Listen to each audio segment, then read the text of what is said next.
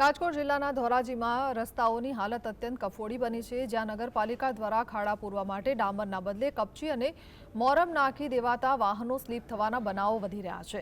રક્ષાબંધન અને જન્માષ્ટમી જેવા તહેવારો ટાણે જ લોકો આ ખાડા રાજથી પરેશાન છે, ત્યારે કોંગ્રેસના શહેર પ્રમુખે ભાજપ શાસિત નગરપાલિકા પર લોકોને પ્રાથમિક સુવિધાઓ આપવામાં નિષ્ફળ રહેવાનો આક્ષેપ કર્યો છે। તાત્કાલિક ડામરથી પેચવર્ક કરવાની માંગ કરી છે। આ દરમિયાન ચૂંટણી સમયે ધોરાજીના રસ્તાઓને પેરિસ જેવા બનાવવાનું વચન આપનારા જિલ્લા ભાજપ પ્રમુખ અલ્પેશ ઢોલરિયાનો જૂનો વિડીયો સોશિયલ મીડિયામાં વાયરલ કરીને સ્થાનિક લોકો પોતાનો ઉગ્ર રોષ ઠાલવી રહ્યા છે।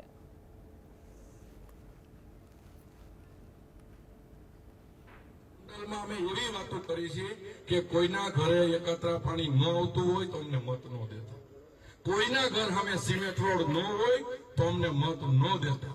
ધોરાજી એવું સિટી છે કે વેમમાં ન રહેતા ને ધોરાજીમાં મોટી મોટી વચનો આપી ને પ્રજાને કહેતા હતા કે તમે મત આપશો, ભાજપને જીતાડો તો હું તમારું પેરિસ બનાવી દઈશ। પણ ખરેખર અત્યારે હાલત કાંઈક ઊંધું જ છે। પેરિસ તો ઠીક છે, પણ અત્યારે ગામડા જેવું હાલે છે ને એટલા રોડ રસ્તા ખરાબ થઈ ગયા છે કે જ્યાં માટી ને મોરમ ને આવું નાખી ને ખાડા પૂરે છે